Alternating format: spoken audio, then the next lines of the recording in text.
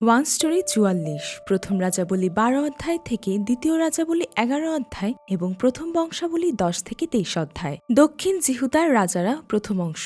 এটি দক্ষিণ জিহুদার রাজাদের গল্প।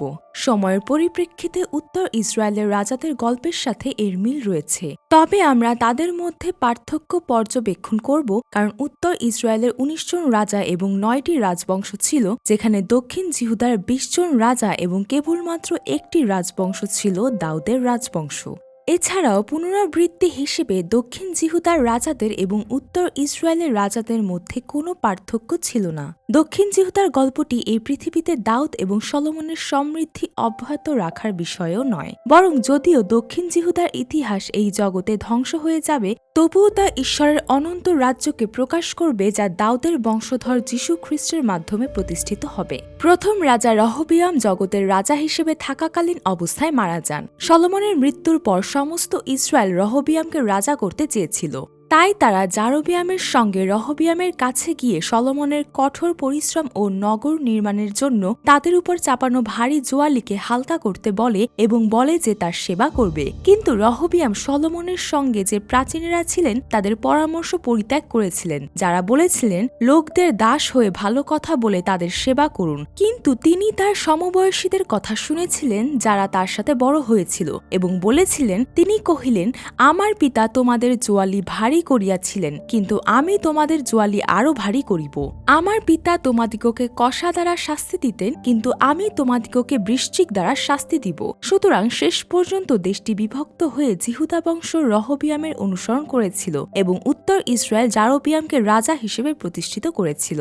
এই সময় বাইবেল বলে যে এই রূপে রাজা লোকদের কথায় কর্ণপাত করিলেন না, কেননা শিলোনীয় ওহিয়ের দ্বারা শতপ্রভু নবাটের পুত্র জারবিয়ামকে যে কথা বলিয়াছিলেন তাহা অটল রাখিবার জন্য শতাপ্রভু হইতে এই ঘটনা হইল। প্রথম রাজাবলী ১২ অধ্যায় ১৫ পদ, দ্বিতীয় বংশাবলী ১০ অধ্যায় ১৫ পদ। এর অর্থ এই নয় যে ঈশ্বর এটিকে এইভাবে নিয়ন্ত্রণ করেছিলেন, কিন্তু ঈশ্বর, যিনি সমস্ত কিছু জানতেন, তিনি রহবিয়ামকে তার যা ইচ্ছা তা করতে দিয়েছিলেন। পরে রহবিয়াম যুদ্ধের মাধ্যমে দেশ পুনরুদ্ধার করার চেষ্টা করেছিলেন, কিন্তু ঈশ্বর সমরিয়ার মাধ্যমে দক্ষিণ জিহুদার সমস্ত লোককে বলেছিলেন, তোমরা যাত্রা করিও না, তোমাদের ভাতৃগণের সহিত ইসরায়েলের সন্তানগণের সহিত যুদ্ধ করিও না, প্রত্যেকজন আপন আপন গৃহে ফিরিয়া যাও, কেননা এই ঘটনা আমা হইতে হইল। প্রথম রাজাবলী ১২ অধ্যায় ২৪ পদ, দ্বিতীয় বংশাবলী ১১ অধ্যায় ৪ পদ। লোকেরা এই কথা শুনে আবার ফিরে গেল।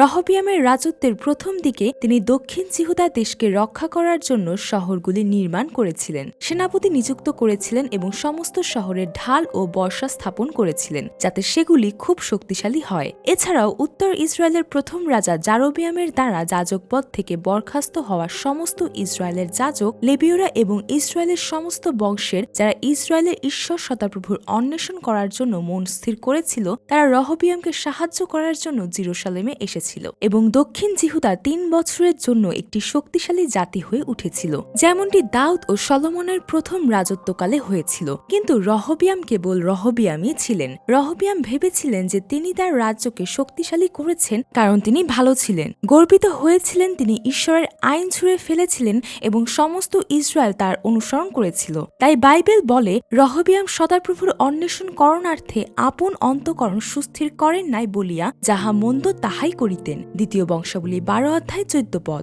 রহবিয়াম যখন রাজা ছিলেন তখন জিহুদা সদাপ্রভুর চোখে মন্দ কাজ করেছিল। তারা যে পাপগুলো করেছিল সেগুলোর দ্বারা তারা তার ঈর্ষাপরায়ণ ক্রোধকে তাদের পূর্ববর্তীদের চেয়েও বেশি উস্কে দিয়েছিল। তারা নিজেদের জন্য প্রতিটি উঁচু পাহাড়ে এবং প্রতিটি ছড়িয়ে থাকা গাছের নিচে উঁচু স্থান, পবিত্র পাথর এবং আশেরা খুঁটি স্থাপন করেছিল। এমনকি দেশে মন্দিরে পুরুষ পতিতা ছিল। লোকেরা ইসরায়েলীয়দের সামনে থেকে প্রভুর বিতাড়িত জাতিগুলির সমস্ত ঘৃণার্য কাজে নিযুক্ত ছিল। অবশেষে রহবিয়াম এবং দক্ষিণ জিহুদাকে ঈশ্বর শাসন করেছিলেন। মিশরের রাজা এসে দক্ষিণ জিহুদার সুরক্ষিত শহরগুলি এবং মন্দির ও রাজপ্রাসাদের ধন সম্পদ এবং সলোমনের তৈরি সোনার ঢাল সেগুলি নিয়ে গিয়েছিলেন, যা যুদ্ধে কোনো কাজে আসেনি। ভাববাদী সময়ও রহবিয়াম ও লোকদের বলেছিলেন, প্রভু এই কথা বলছেন, তোমরা আমাকে পরিত্যাগ করেছ, তাই আমি এখন তোমাদেরকে শীষকের কাছে পরিত্যাগ করছি। দ্বিতীয় বংশাবলী 12 অধ্যায় 5 পদ। তার সত্ত্বেও ঈশ্বর দেখলেন যে রহবিয়াম ও তার লোকেরা এক মুহূর্তের জন্য নিজেদের নত করলেন এবং বললেন, তাহারা আপনাদিগকে অবনত করিয়াছে, আমি তাহাদিগকে বিনষ্ট করিব না, অল্পকালের মধ্যে তাহাদিগকে উদ্ধার পাইতে দিব। শীষকের হস্ত দ্বারা জেরুসালেমের উপরে আমার ক্রোধ ঢালা হইবে না, কিন্তু তাহারা উহার দাস হইবে। তাহাতে আমার দাস হওয়া কি এবং অন্য দেশীয় রাজ্যের দাস হওয়া কি, ইহা তাহারা বুঝিতে পারিবে। দ্বিতীয় বংশাবলী 12 অধ্যায় 6 থেকে 8 পদ। এটি বিশ্বের একটি প্রতীক ছিল। মিশর রাজ, যিনি রহবিয়ামের জিহুদা আক্রমণ করেছিলেন, তিনি রহবিয়ামের পিতা সলোমনের সাথে বিবাহ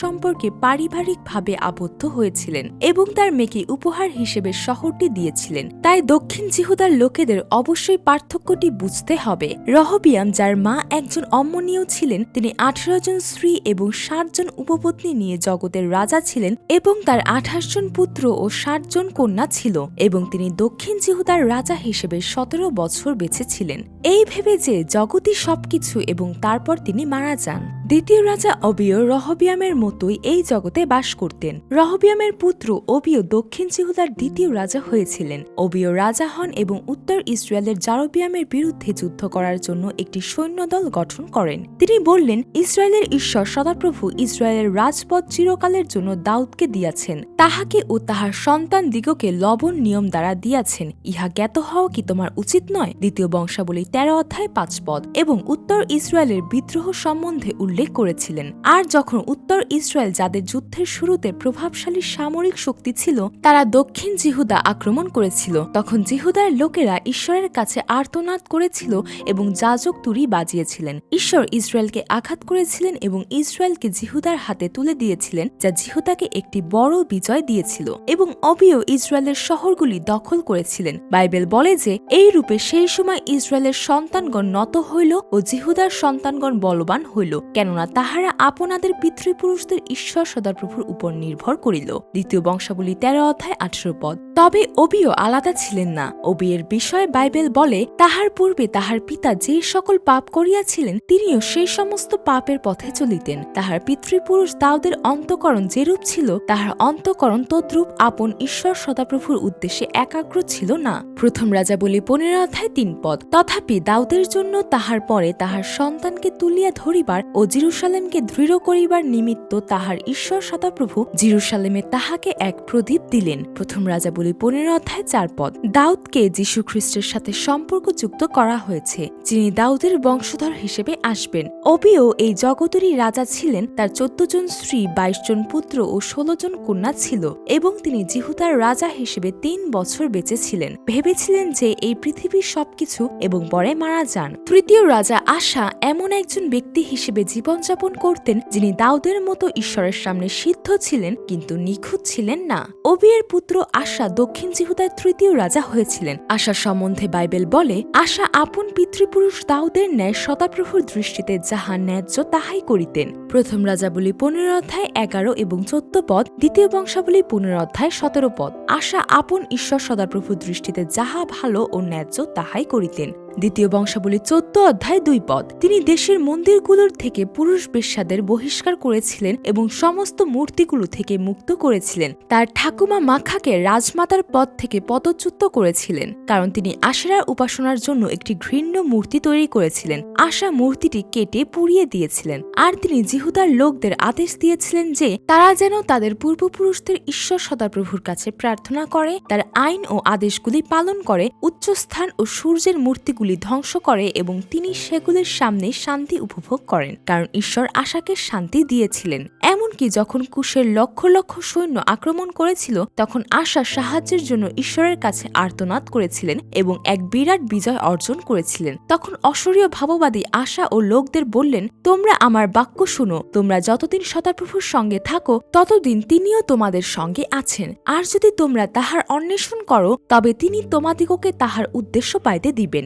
কিন্তু যদি তাহাকে ত্যাগ করো তবে তিনি তোমাদিগকে ত্যাগ করিবেন। 2 বংশাবলী 15 2 পদ। আশা তার হৃদয়কে শক্তিশালী করেছিলেন, ঘৃণ্য জিনিসগুলি পরিত্যাগ করেছিলেন, ঈশ্বরের বেদী পুনর্নির্মাণ করেছিলেন, ঈশ্বরের কাছে বলি উৎসর্গ করেছিলেন এবং তার সমস্ত হৃদয় এবং সমস্ত জীবন দিয়ে তার পূর্বপুরুষদের ঈশ্বরের সন্ধান করার জন্য একটি চুক্তি করেছিলেন এবং বলেছিলেন যে যারা ইসরায়েলের ঈশ্বরের সন্ধান করেননি তাদের হত্যা করা উচিত। পুরুষ বা মহিলা এবং জনতা উচ্চস্বরে চিৎকার করে বাঁশি ও তুড়ি বাজিয়েছিল এবং সমস্ত জিহুদা এই শপথ নিয়ে আনন্দিত হয়েছিল, তাদের সমস্ত হৃদয় দিয়ে শপথ করেছিল এবং তাদের সমস্ত ইচ্ছা দিয়ে ঈশ্বরের সন্ধান করেছিল এবং ঈশ্বরও তাদের সাথে দেখা করেছিলেন এবং তাদের চারদিকে শান্তি দিয়েছিলেন। এই সময় থেকে রাজা আশার রাজত্বের 35তম বছর পর্যন্ত কোনো যুদ্ধ হয়নি। কিন্তু বাশা যখন আক্রমণ করে তখন আশা ঈশ্বরের উপর নির্ভর না করে মন্দির ও রাজার প্রাসাদ থেকে অবশিষ্ট সমস্ত সোনা ও রূপা নিয়ে সাহায্য চাওয়ার জন্য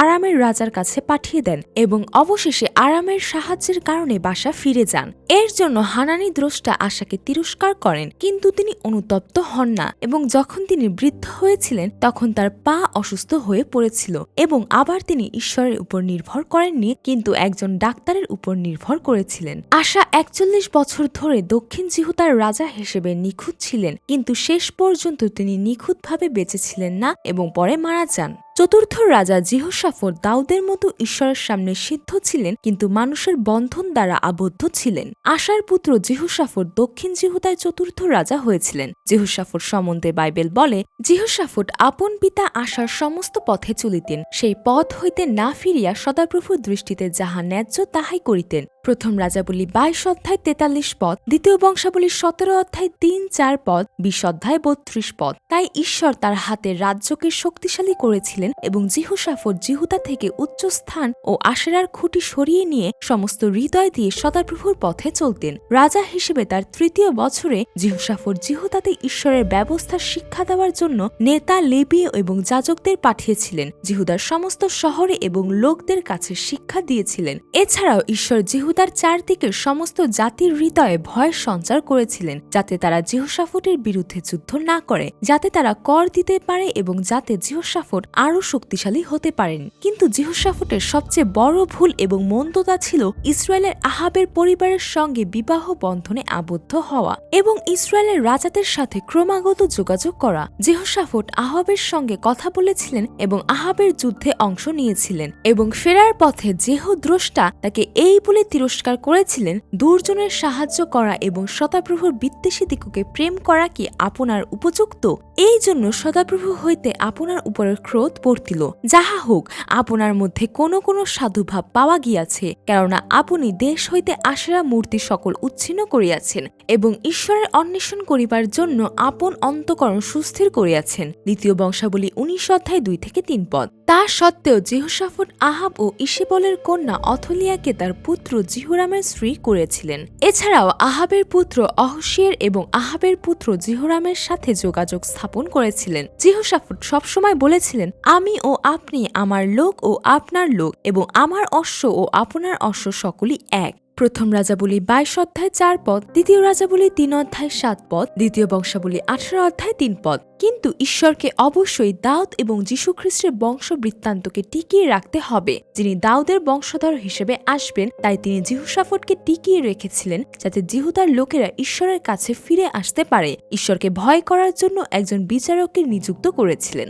এবং মহাযাজক ও লেবীয়দের ভূমিকা বজায় রেখেছিলেন। পরে যখন মোয়াবীয় ও অম্মনীয়রা মাওনীয়দের সঙ্গে জিহোশাফটের বিরুদ্ধে এসেছিল, তখন জিহোশাফট ঈশ্বরের দিকে মুখ ফিরিয়ে প্রার্থনা করেছিলেন এবং জিহুদার সমস্ত লোকের কাছে উপবাস ঘোষণা করেছিলেন। সাহায্যের জন্য ঈশ্বরের দিকে চেয়েছিলেন এবং কেবলমাত্র ঈশ্বরের দিকে চেয়েছিলেন এবং ঈশ্বর তাকে অম্মনীয়, মোয়াবীয় এবং সেইর পর্বতের অধিবাসীদের উপর আক্রমণ করার জন্য একটি আক্রমণ স্থাপন করেছিলেন। এই বিজয়ের মাধ্যমে সমস্ত জাতি ঈশ্বরকে ভয় করত এবং জিহোশাফটের রাজ্য শান্তিপূর্ণ ছিল, কারণ তার ঈশ্বর সদাপ্রভু তাদের চারদিক থেকে শান্তি দিয়েছিলেন। জিহোশাফট দক্ষিণ জিহুদার রাজা হিসেবে 25 বছর বেঁচেছিলেন এবং পরে মারা যান।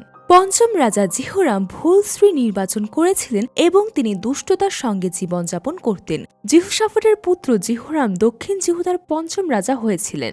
জিহুরাম জিহুদার উপর ক্ষমতা লাভ করার পরে যদিও জিহুশাফট তাকে সিংহাসন দিয়েছিলেন, তবুও তিনি তার সমস্ত ভাইকে এবং ইসরায়েলের কয়েকজন নেতাকে তলোয়ার দিয়ে হত্যা করেছিলেন। এছাড়াও জিহুরাম ইদোমের সাথে যুদ্ধ করেছিলেন, যিনি জিহুদার সাথে বিশ্বাসঘাতকতা করেছিলেন, এবং শেষ পর্যন্ত ইদোম ও লিবনা উভয় জিহুদার সাথে বিশ্বাসঘাতকতা করেছিল।